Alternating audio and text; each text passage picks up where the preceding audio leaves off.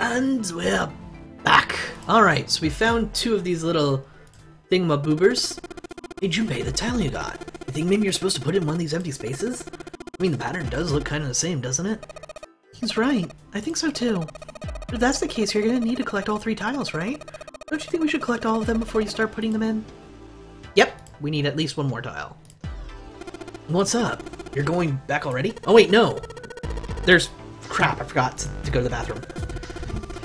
What, you think you're her knight or protector or something? You're creeping me out. Whatever, man. I'm going. Those and Santa are in the room on the other side. I'm gonna go check up on them. My bad. There we go. Curtain. Here. There's a curtain rod running along the ceiling. Let's put the shower curtain on those hooks. And let's try spreading the curtains. Wow. Well, that's a pretty obvious peephole. Somebody's really dedicated. With a hole that big, you gotta wonder if maybe they wanted to be caught. So you're saying maybe the one getting spied on was into that shit? Maybe they were into, like, those home invasion fantasies. Home invasion? Interesting, I see. Crap, I forgot to go to the bathroom. Not what I meant to say. You two are real idiots, you know that?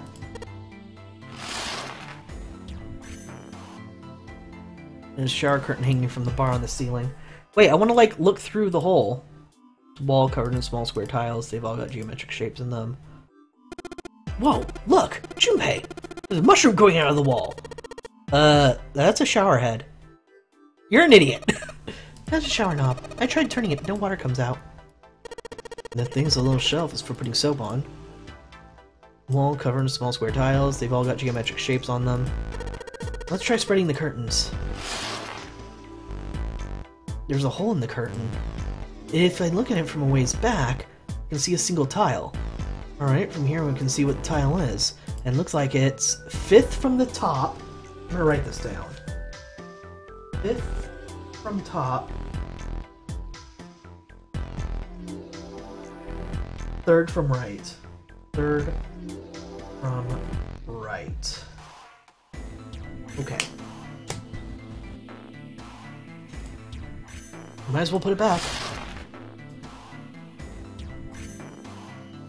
Alright, looking through this hole, I can see a white tile in the top 3rd from the right. Let's have a closer look, shall we? Nothing strange here. Nope, thing's not budging. Well then that means we go to the other bathroom. Junpei, if you miss her so much, you don't have to keep coming back here. Shh! No, that's not what this is. I'm just being like a bridge between the two rooms. Uh-huh. You just keep telling yourself that. Now get out of here and go help June. Aww, Lotus ships us! It's so cute! In the bathroom in Lotus's room, I saw a particular tile that when I looked through the hole in the shower curtain. Maybe if I looked in the same place and come over here... Alright, now where was it? 5th from the top, 3rd from the right. What are you mumbling about, Jumpy? Oh, sorry. Could you be quiet for a minute? I don't want to forget this. Okay, so the tile is 5th from the top, 3rd from the right is... Wait, okay. 1, 2, 3, 4, 5, 3rd from the right. There we go. Here it is! Yes, this one's loose. I can get under this with my nails and... Yes! Got it! That's the 3rd one. Sorry, gotta leave again, June.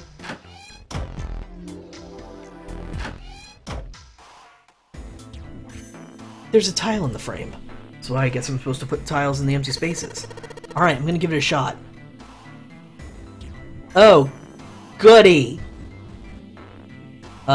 You are supposed to be, like, up here?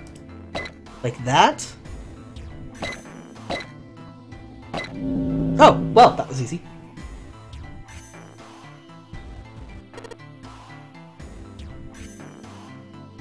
I see, like, 2 streamers who got that tile by chance. Haha, cute. That's awesome. Yes, I did it! There! Picture completed! And there goes the frame. But what's this? What do you mean, what's this? Pretty obvious, isn't it? It's a hole in the wall. Like a hidden safe or something, you know? Anyway, let's take a look. I think there's something inside. Ah, the Mars key! Whoa! This is one of those Mars symbols! The door at the end of the hallway has the same symbol engraved in the keyhole. Then that's gotta mean Yes, we can use this key to get through the door.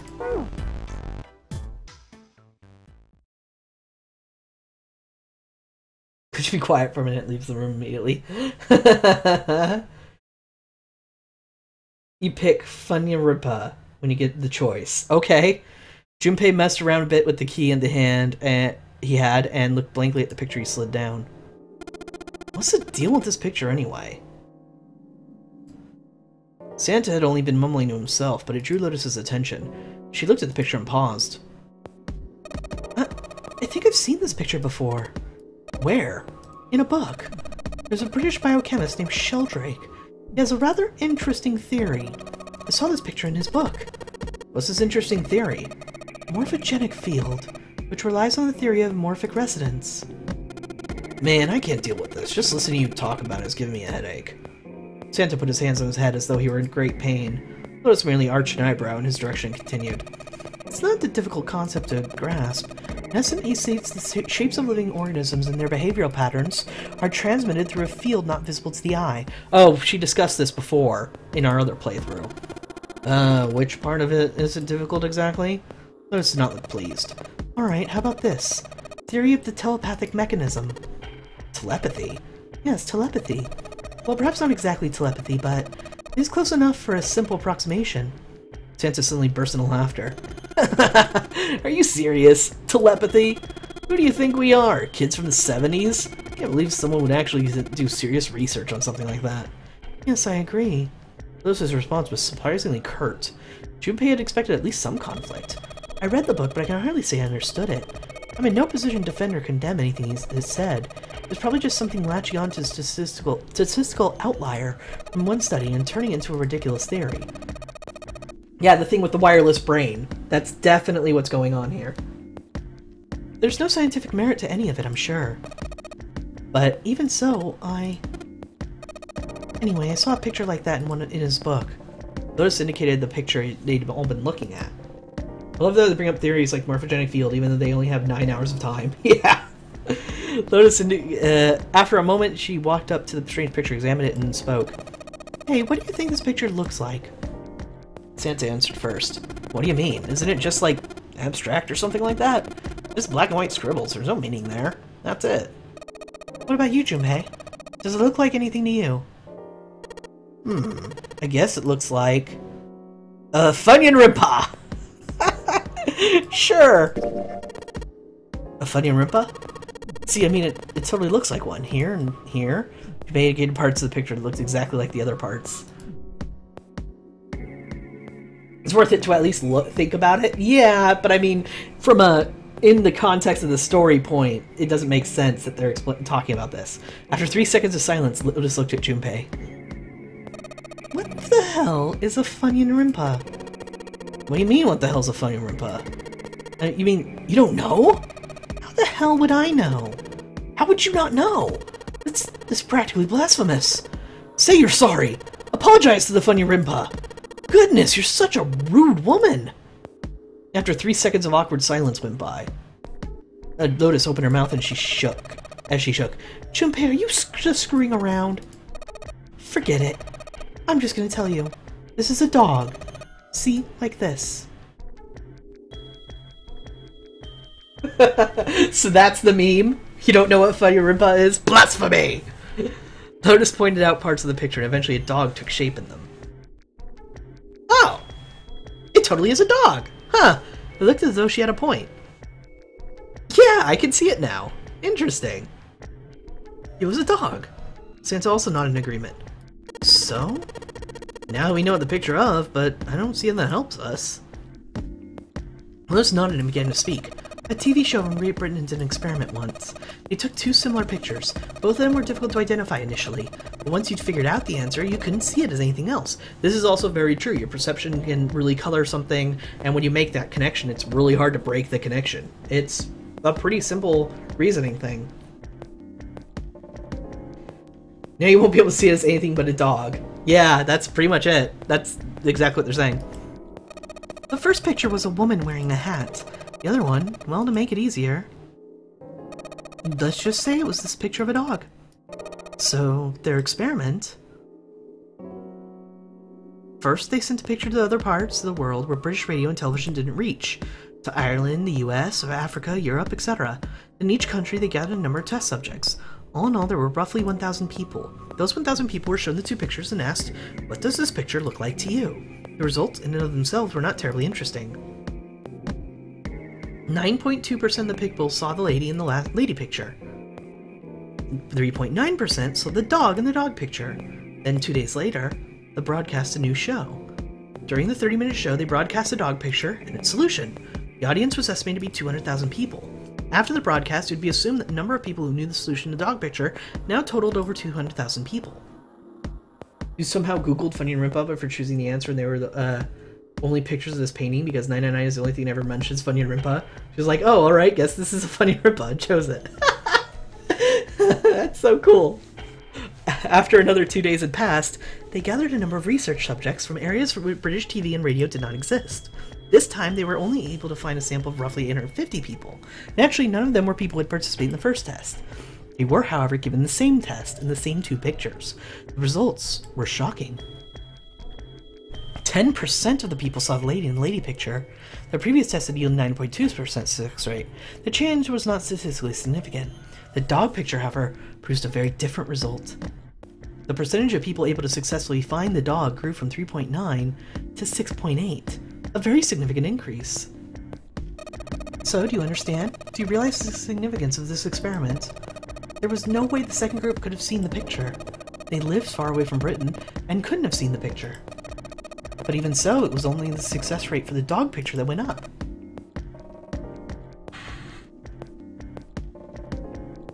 Why? How did this happen? What does it mean? Lotus looked back and forth from Junpei and Santa back again. Normally calm and collected, she looked now as though she were nearly possessed, and they were something manic about her manner. Sorry, I'm completely messing up my basic reading skills right now. Yeah, I've got issues with my nose and it keeps distracting me. Okay. Santa took an involuntary step backward. Junpei didn't budge and stared straight back into Lotus's eyes. Does this have something to do with that field or whatever that you were talking about earlier? A field not visible to the eye? So if more people know the answer, then that information will pass through the field? Psych! Her manner suddenly shifted and Lotus smiled broadly at Junpei and Santa. She waved her hands dismissively, doing her best to laugh the whole confrontation off. Oh, I was just kidding. You really shouldn't take me seriously. Well, I mean, the things I just told you about are true. They really did happen, but the results of that experiment really aren't anything to go by. They could have easily falsified them. In the end, I'm sure they were just in it for the ratings. They are a TV station after all. At last, it seemed that Santa had gained control of his composure. Right! Man, I gotta admit, you had me for a minute there. I really thought you were serious. Of course not. Like I told you before, I'm sure it was all pseudoscience. Oh, okay. Right. Santa and Lotus laughed and gave one another jovial claps on the shoulder.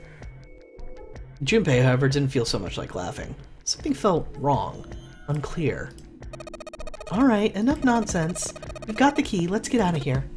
Word. Lotus and Santa walked away from the picture, but Junpei stayed staring at the picture of the dog. A field not visible to the naked eye. Morphogenetic field, sorry. The more he thought about it, the more his head hurt. Alright, let's go back to the hallway. I'll go get June. You guys head the door. Okay, roger that.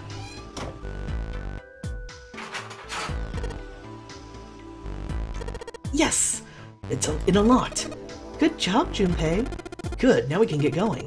Come on, what are you guys standing around for? Let's get out of here. Come on, Jumpy, let's go. Alright, let's go.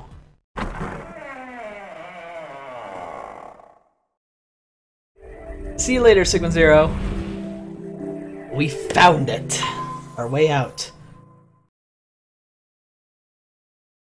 They stepped through the door to find themselves in a wide hallway.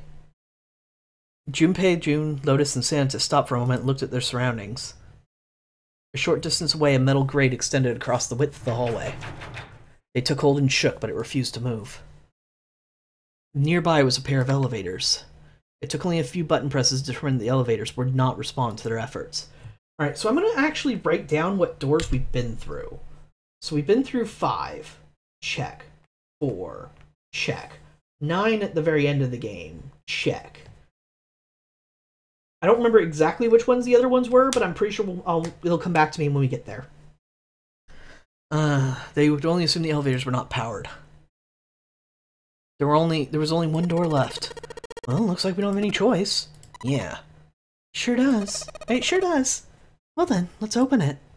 Junpei grabbed hold of the knob and quietly pushed the door open. He entered slowly, trying to take in as much of his surroundings as he could. The others followed shortly. Oh, so it's a kitchen. Santa did not look pleased. What were you expecting? Isn't it obvious? The exit. I was hoping this would be the way out of here. You really think it's gonna be that easy? Yeah, I know, still. As they talked, Lotus headed deeper in the room. Until, at last, she stood in front of a door. If we can just get through this door, we should come out on the other side of that grate we saw earlier. But don't we need a key for that? A key card, specifically. Sorry, I guess that wasn't very constructive. Neither Junpei nor Lotus looked terribly happy. Did you see the ladder jokes at the very beginning, by the way? Ladder jokes? No. Junpei dug the ship map out of his pocket and spread out in front of him. As he did... Hey! What's that? Huh? Oh, yeah, I guess I forgot to tell you. I found this a little while ago. It's a map of the B-deck. Before Junpei could finish, Lotus snatched the map away from him. She ran her finger across it, muttering to herself. I knew it! See? Look! Junpei did as he was told. Santa and June moved to look at the map as well. See? We came in here, and if we go out there, then we'll be on the other side of the grate. So I guess we just came through here, and then go through here? Is that what you're saying? Their finger traces path along the map. Yep, she was right. Satisfied that she had been correct, Lotus folded the map and handed it back to Junpei. You have to look at the ladder on the bed a few times. Check the ladder in the very first room 1,000 times. Junpei will start making jokes. I guess we'll do that like on the next playthrough. We'll check that out. So I'm gonna write ladder next to my notes for that room. Yeah, I examined it like once or twice, but not enough for jokes to happen. He took it and slid the valuable piece of paper into his pocket. There's a card reader on the right side of the door. Then that means the card key is somewhere in here, right? That seems to be most likely. Alright, we know what we need to do then. Let's get moving. First off, I say we split up and look for clues. Okay.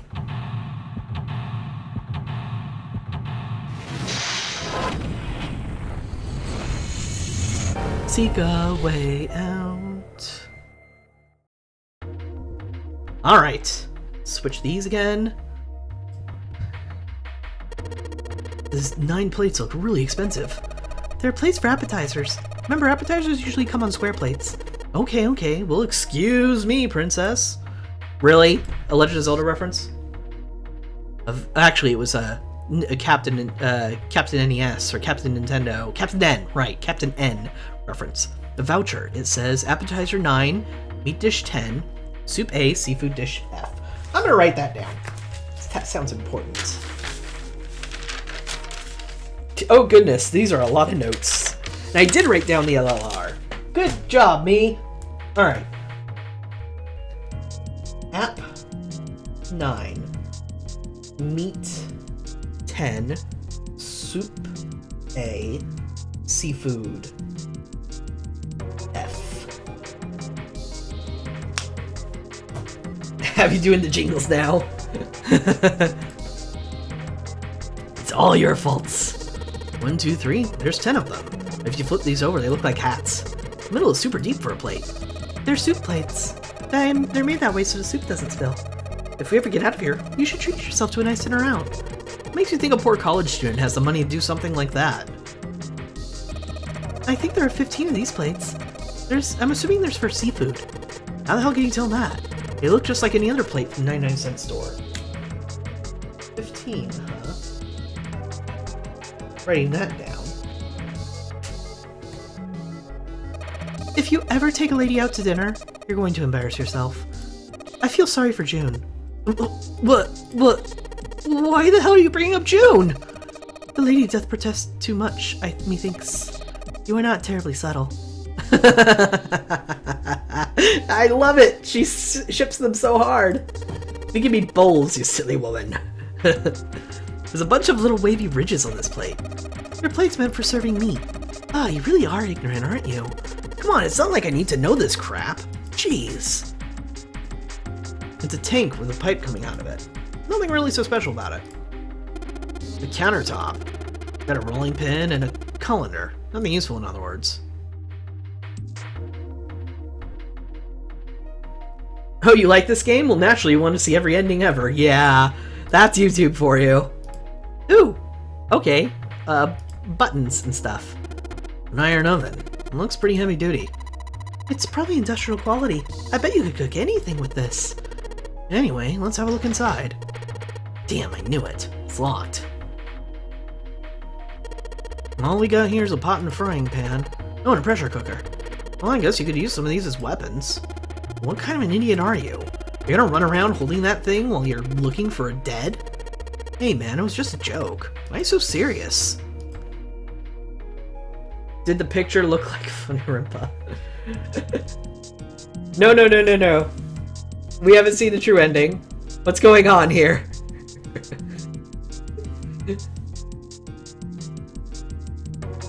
Oh. You weren't here for the Funyun Rimpa. Yes, I totally said it looked like a Funyun Rimpa because everybody said I had to. There's some bottles of seasoning here. Oh, lights! It's nice to have something finally go our way. Oh, you were asking Meta Knight. Yeah, no, I'm sure he avoided it. He wants to keep this blind so he can figure out some of the puzzles with me. and figure out the story on his own. He likes speculating as much as I do, I guess. A whetstone? What are you planning to do with that? Oh shit, don't tell me you're gonna try and smash open the card reader. Are you an idiot? If you do that, then we'll never get out of here. Oh, yeah, I guess that would be bad, huh? A whetstone's only gonna be useful if I need to sharpen something.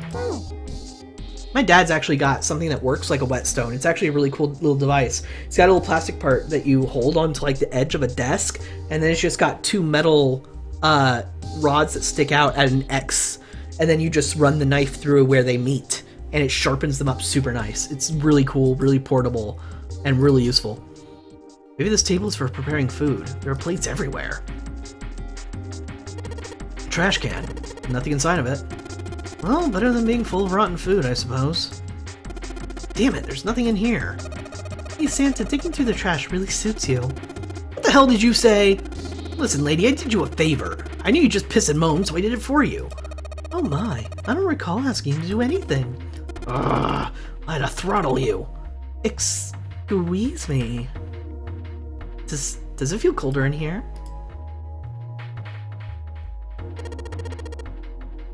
Did get me with Undertale though, just a little. I've had some things with Undertale spoiled, but not much. It should still be a blind playthrough when I get to it. The problem is I still have at least 4 more videos to do of Resident Evil 4, but I'm working on it. Trying to puzzle along. I always end up thinking about trivial stuff while you solve the math. Especially love room escape trips, they're so nice. Yeah. Funyun Rimpa proves Lotus is a rude woman. Alright, it's going. Do you think this is all part of Zero's plan? Probably. Kinda hard to believe that there's a chef on board somewhere. I wonder what this drawer is. You see the metal grate on top of the grill? They make it like that so that the fat and juices drip off the meat while it cooks. Oh, so this is where you would clean off the meat, the fats and stuff. It looks like the area under the plate opens up. No, you can't. I already checked. It's sealed shut. I think that's where the coal goes. It's a grill. There's some coals down there. They're bright red. Excuse me, sorry. They're bright red. And I'm hiccuping. Wow, this pot looks like it's made out of silver. I bet drinking tea from this pot would be really yummy. Spending a day off with June. Drinking tea. Could such a day ever happen for me? Jumpy? Oh, nothing. We didn't really need hot water, so we should be moving on. It's a note. It's got a bunch of stuff written on it, but it doesn't look like a code or anything like that.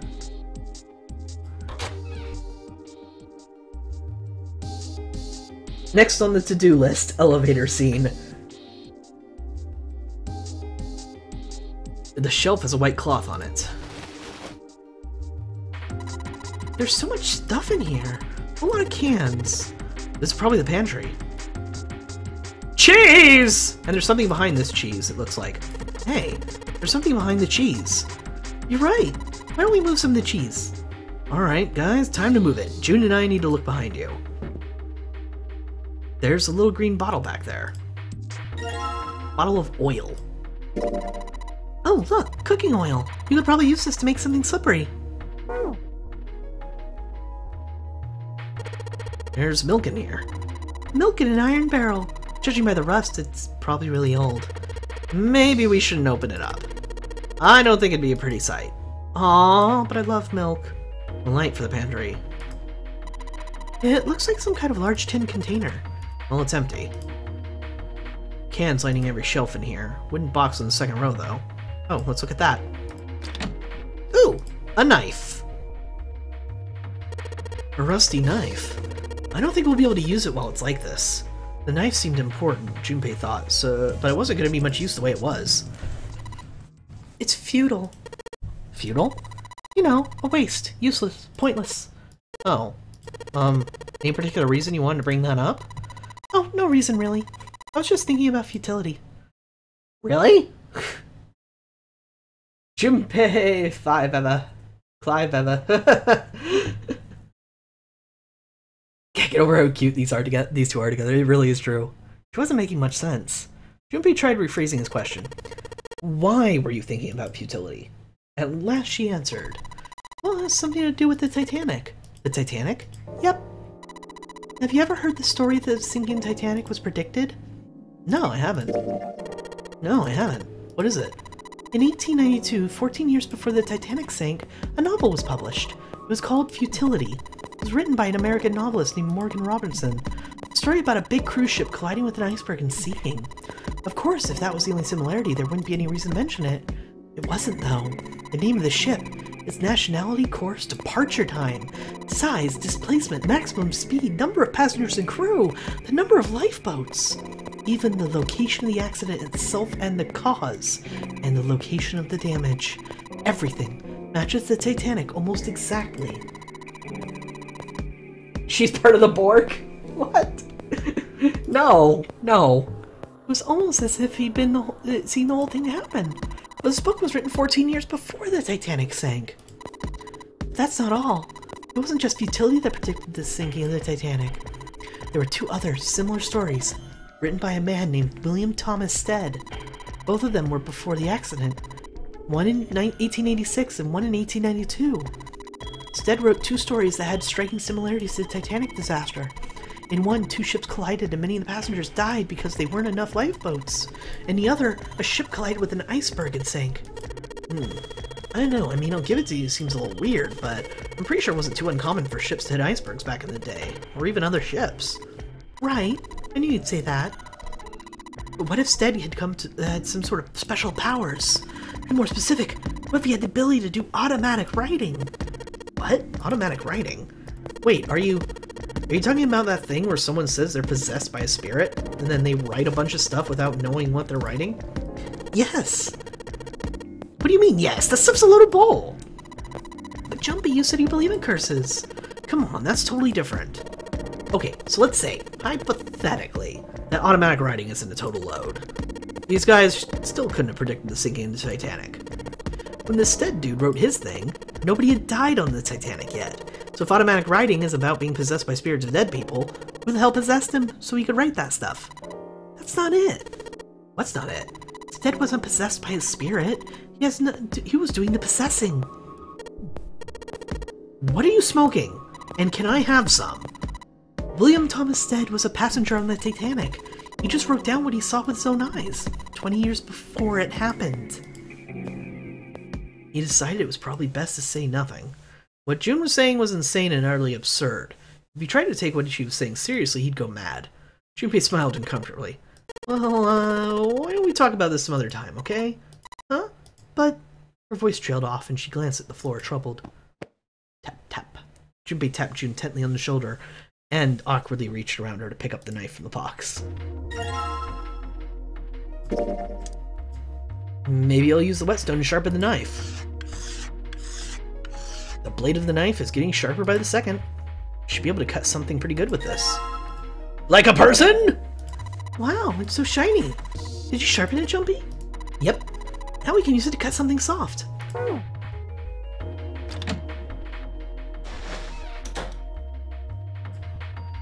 Haven't actually found anything soft to cut yet.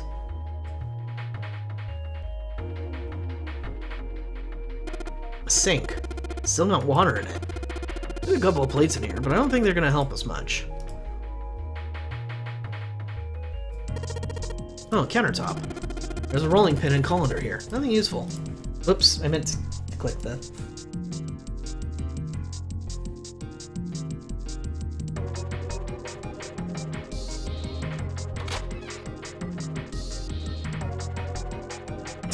You're so rude. She clearly has a point. Which point? Where now? Curses and possessions are obviously the twist. Yeah, no. I certainly hope not. Looks like a bunch of instructions for using the cooking utensils. Nothing really suspicious about that. I don't suppose I need to combine these. No, I don't think so.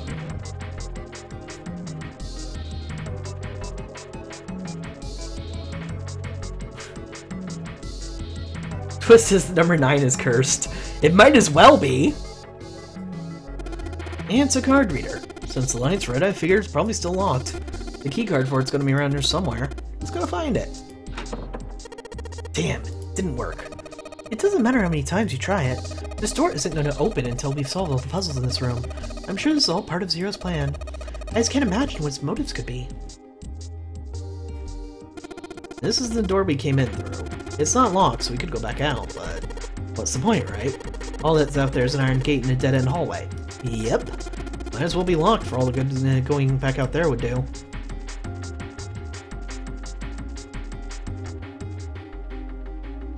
Grill ready to grill. Drawer seems to be stuck. It won't open. Did Twitch just eat your joke? I posted a single dot in between my two message. Oh, yeah, it was eaten. It did it to you too? Apparently Twitch doesn't like it if you post a single thing. It's like, nope. You're obviously a spam bot. You spam bots. There's the exit. There's a big ol' iron plate over the door. I don't think we can open it. Hey, Santa, could you open that door, please? What the hell? There's no way I could open that thing. Guess you're getting to the age where your eyes start to go, huh? You'd better watch your mouth, boy, or someone won't live long enough to see that door opened. This has gotten two of them on edge. We gotta get out of here fast. Hey, is that a boiler over there? Who knows? The pipe goes up to the ceiling. Maybe, just maybe we could climb into that pipe and get out of here. Idiot. How the hell are you supposed to get into a pipe that size? Well, at least you kinda got my joke. That makes me kinda happy. That was supposed to be a joke? Maybe we can Let's cut the cheese. There are a number of cheeses lined up on the shelf. This is Gouda cheese, the most famous Dutch cheese. If you don't cut open the casing, it usually won't go bad. So you can store it at room temperature for quite a while. So we can eat this? Most likely. I'm not hungry at all. It's hard to get hungry in a situation like this. Cheese on this shelf. Sweet. Cheese on this shelf. Sweet. You're all useless to me, aren't you?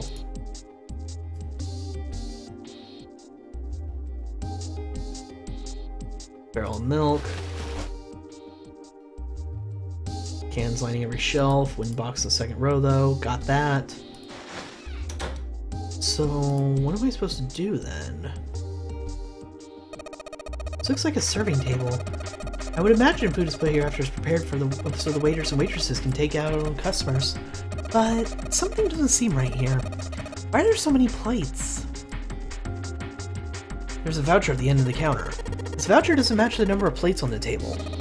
It says appetizer 9, meat dish 10, soup A, seafood dish F on the counter.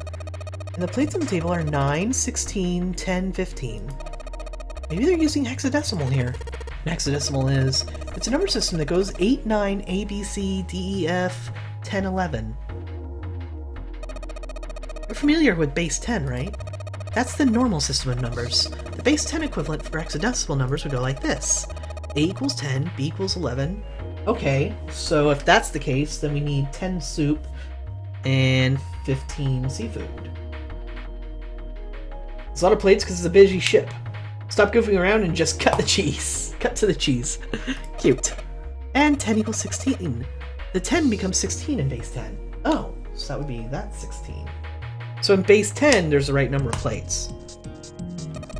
I know it sounds strange, but you can think of it as just 6 letters added on to the normal number system after 9. I think I get it. There are 9 plates for appetizers.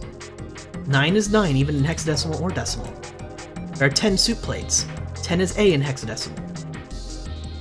That's right. There are 15 of these seafood plates. It says F on the voucher. There are 16 meat plates. 16 is written as 10 in hexadecimal. That is nuts. Hexadecimal. I wonder if it's some kind of hint. Yeah, maybe. Junpei, do you remember when I told you about hexadecimal code earlier? Yeah, of course I do. Alright then, here's a little quiz for you.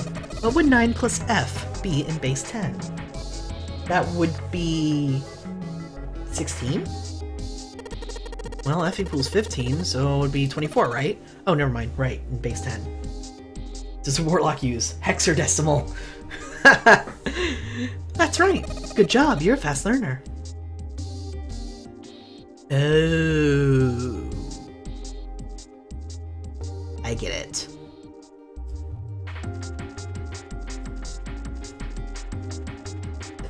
Nine, 1, 6. This is probably what you're supposed to use to enter the password. Maybe if we put in the right number, it'll open the oven door. 9. Hey Junpei, why don't you try entering the numbers we found on the voucher earlier? One that said appetizer 9. Yes. Yes, convert the 10, A, and F to base 10. Well, it's worth a shot. No dice. Looks like it's too many numbers. Okay, so that doesn't work. Looks like the number on the voucher isn't the actual passcode. So it just won't let me try. Okay, fine then. Then what's the frickin' voucher for?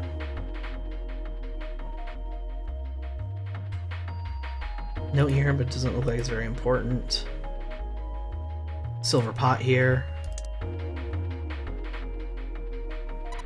The table looks really old-fashioned. Probably means this is an old boat. Maybe this table's for preparing food. There are plates everywhere.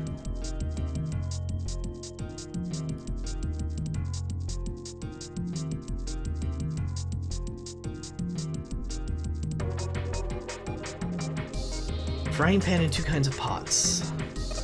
There's a pot on top of the stove. If there's some ingredients around here, I could cook something up for us. Lotus, you can actually cook? What the hell do you think I am? Better believe I know how to boil hot water and put in instant noodles. And I can boil eggs too.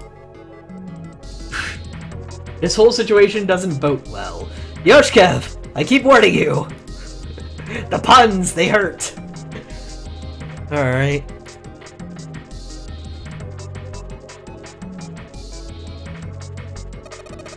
It's only a partition. There's nothing else worth noting here.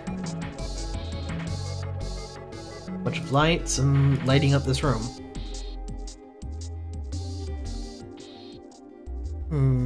What else can you tell me about these? 9 plates for appetizers, 9 and 9, even hexadecimal and decimal. Then once you hit 16, it's 10, so 10 equals 16.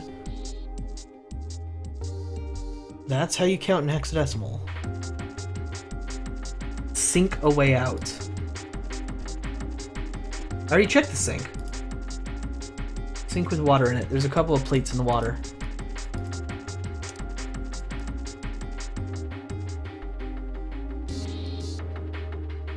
Yeah, check the sink.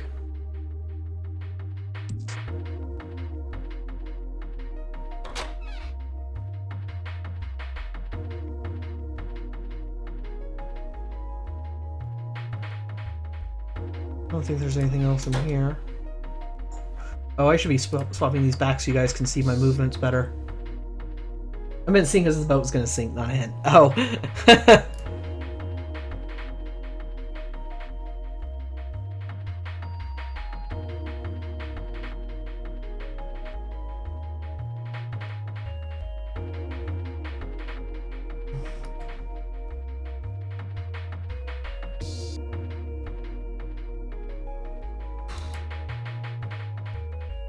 I don't get it.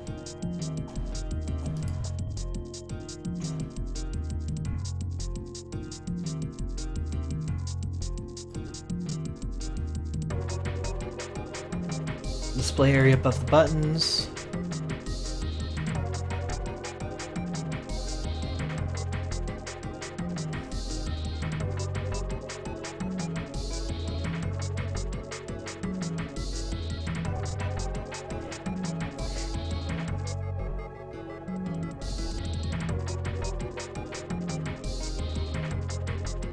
I'm kind of lost. I completely missed the setup to the puzzle because of chat shenanigans. There's no real setup to this. It's just that there's a door with a keycard on it. Look for the keycard. There's some bottles of seasoning here. Splits the room. Bottles of seasoning. Did you see that action movie that came out last week? Nah, I heard it was critically panned. I don't know, it was pretty enjoyable with a little pot. What? Junpei, no! Junpei, no! Junpei, no!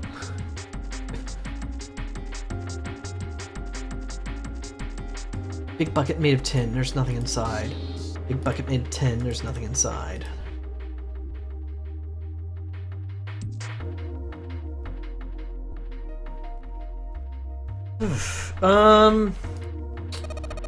Whoa, what a nice dish rack. I'd love to have that in my kitchen. Why don't you take it back with you? Are you offering to carry it for me? Why don't you have 7? You're kidding. You don't honestly think I'd let a beast like that in my home, do you? Critically panned. Oh, right.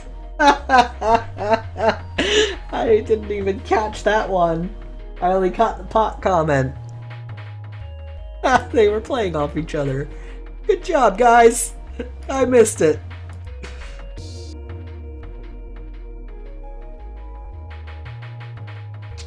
I'm kind of lost. Frying pan, 2 kinds of pots. Pots in a pan and a stove. Right, let's go back out. Lights. Grill ready to grill.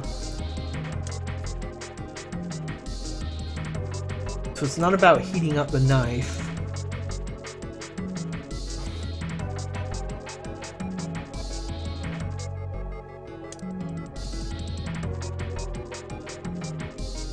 Not supposed to use the oil to get it slippery. If people would like to give me a hint as to what I'm supposed to do next, just one step ahead in this puzzle, I think I'd be open to that.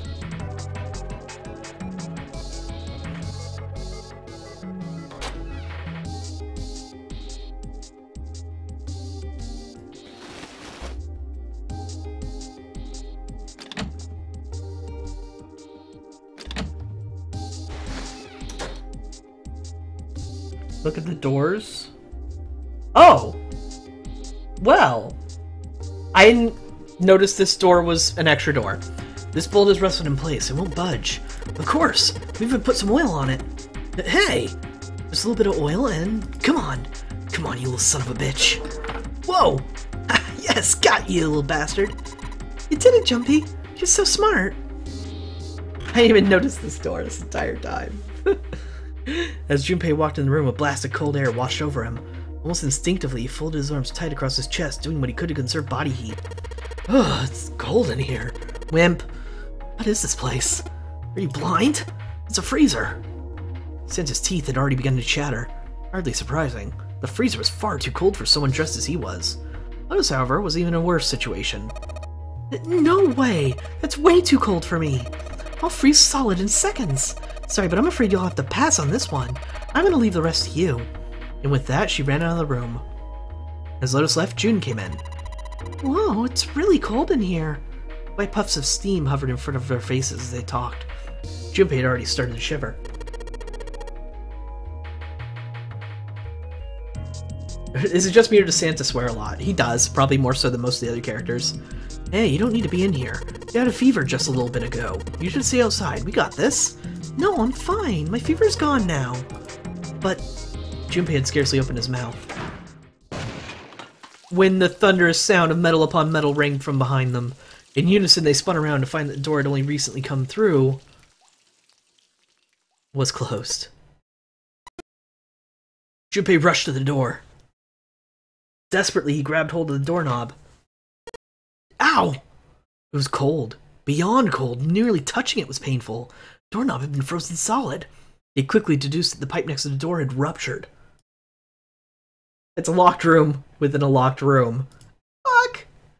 Water released from the rupture had hit the door and frozen instantly. Santa shoved Junpei aside and pushed against the door. Pounded against the door, sorry.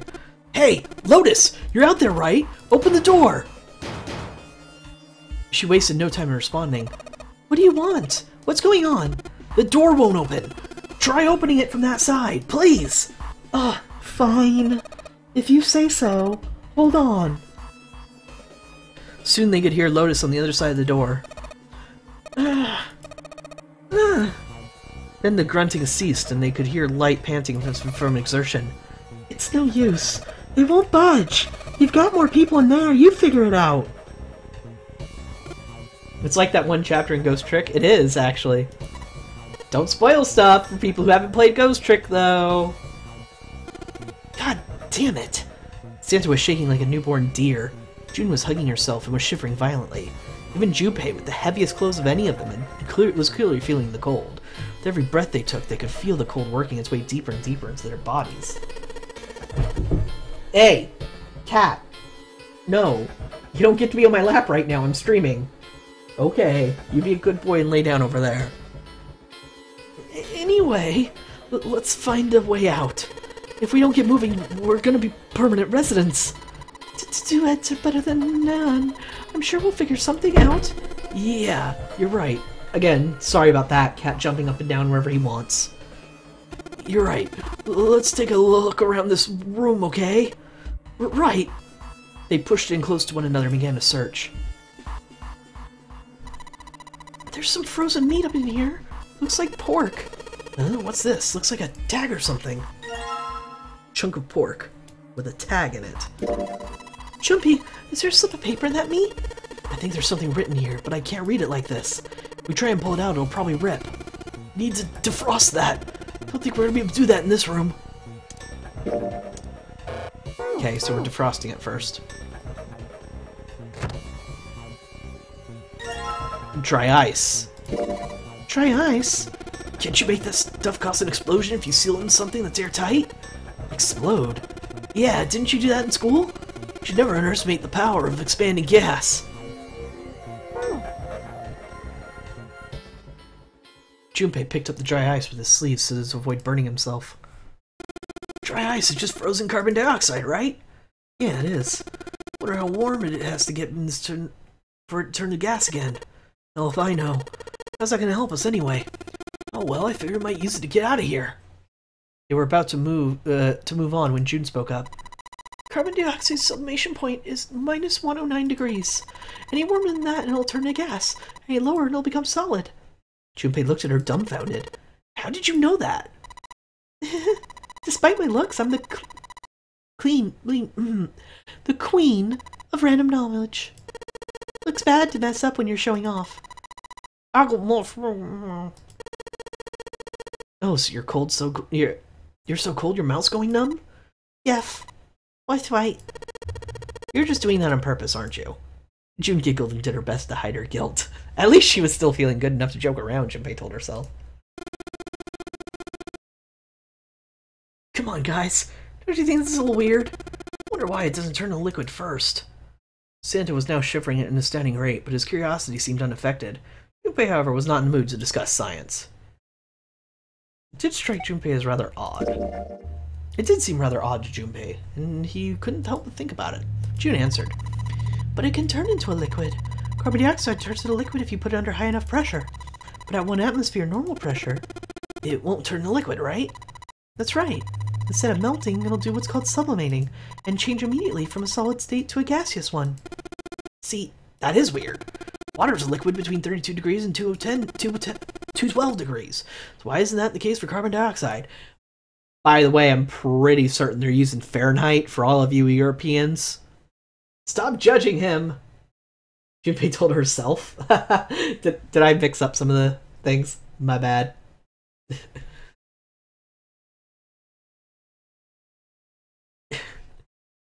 They, them, their, usually are what you use in that situation.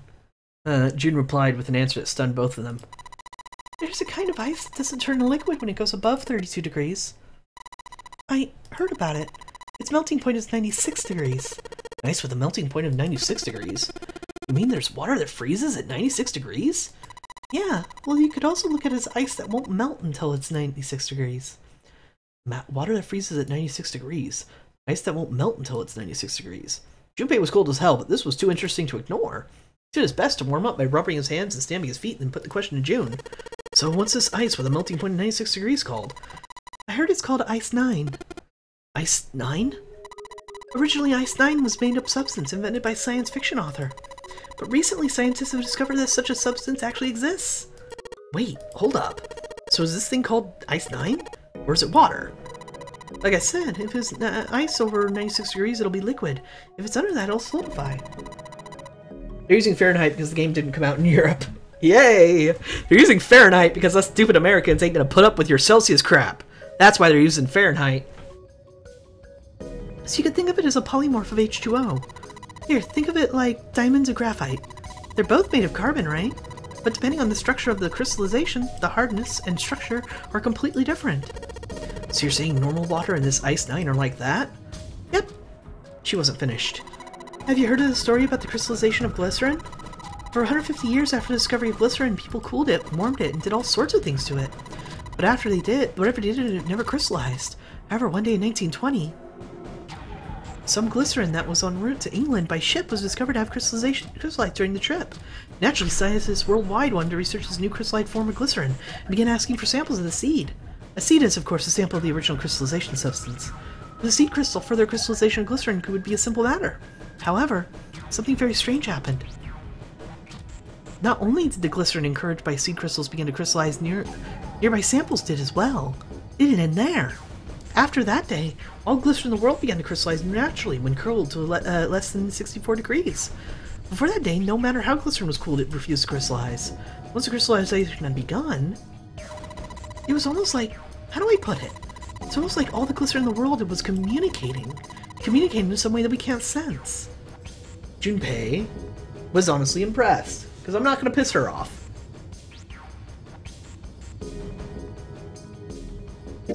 Check the item multiple times, will do. Was honestly impressed. It was in fact a pretty interesting story. Wow, that's pretty interesting. But what does this have to do with Ice 9?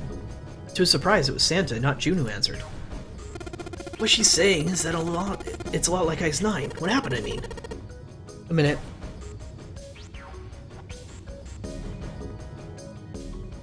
Frickin' sneezing. Ugh. A lot like...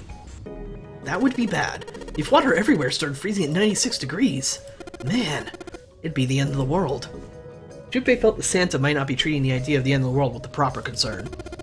At any rate, we're not gonna have to worry about the end of the world unless we can get out of here pretty damn quick. He was right. Junpei shivered. Alright guys, I think that's enough of that.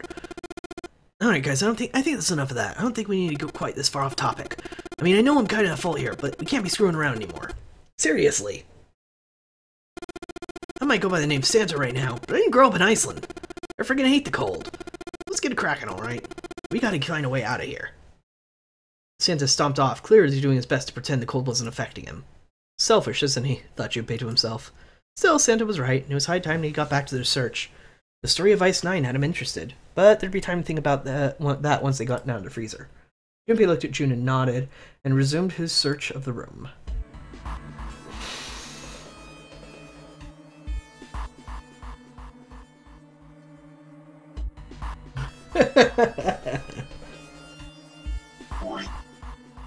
You realize that it's regularly 96 degrees here most of the months of the year, right, guys? Because that's how Fahrenheit works. Dry ice. Might be able to cause an explosion if we put something airtight and make it melt. You're not saying anything new? Okay, let's try the meat. It's a chunk of pork with a paper inside of it. You'll be able to take it out once it's been defrosted. Nothing new. Okay, not one of these items. This thing is covering something. It's frozen solid. I can't flip it over.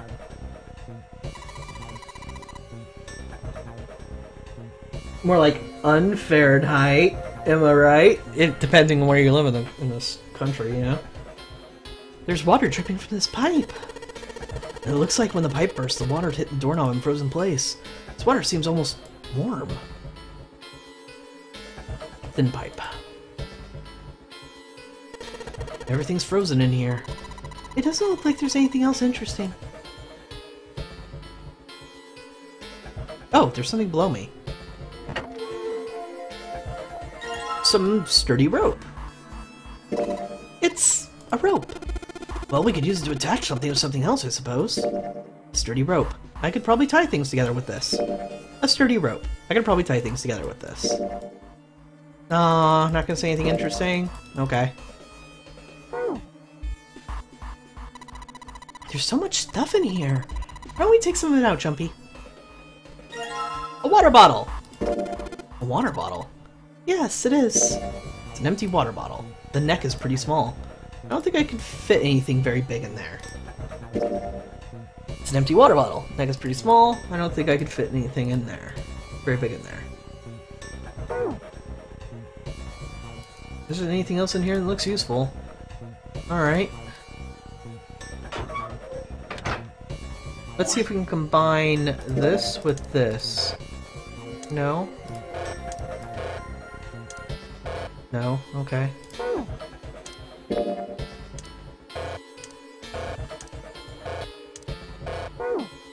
Alright, nothing so far jumps to mind. I didn't expect you to find those two items first. Oh. Come on. Shelves are covered with frozen food. There's nothing special about that. Alright, so nothing special on this, it says. Let's open this back up. Oh, frozen chicken. It's really hard. It's frozen stiff. Hey June, can you say that again? Eh? Say it again. It's really hard? Again. It's really hard. Thanks. Something wrong, Junpei? Your face is bright red. Nothing. I'm fine. If it's that hard, you can probably use it as a hammer. Yeah, good point. Maybe we can use it to break something. Really? Really? Really, game? Really, game? It's really hard. It's really hard. Jumpy, it's really hard. It's like a hammer. You can use this to crush something.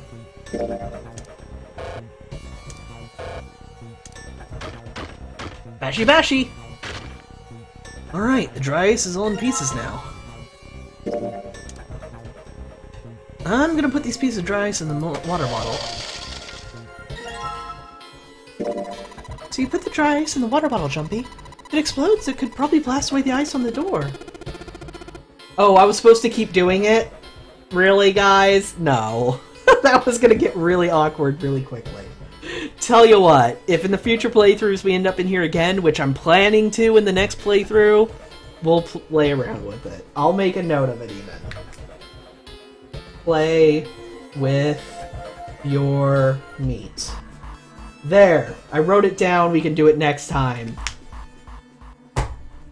You freaking perverts! So how are we gonna get it to stay against the doorknob?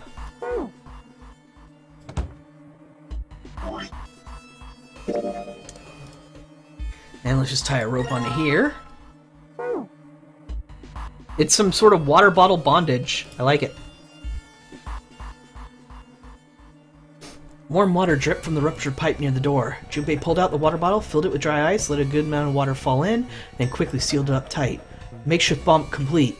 He tied it to the doorknob as quickly as he managed in the cold. Did we warn Lotus to step away from the door?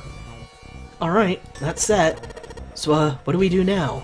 Find out after a break. Get up, stretch, shaving, do, be able to keep watching comfortably. And I'll be right back.